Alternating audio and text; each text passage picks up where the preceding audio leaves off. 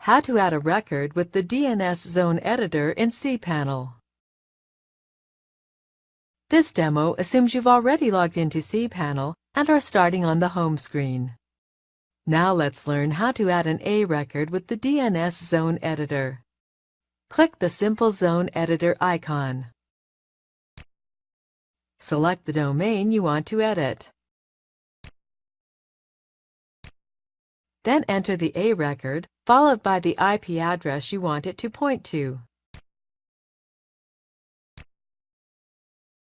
Click Add a Record. That's it! We've successfully added an A record to our domain. You can see the new record listed here at the bottom, which is also where you can click to delete the record when it's no longer needed. This is the end of the tutorial. You now know how to add and remove records with the DNS Zone Editor.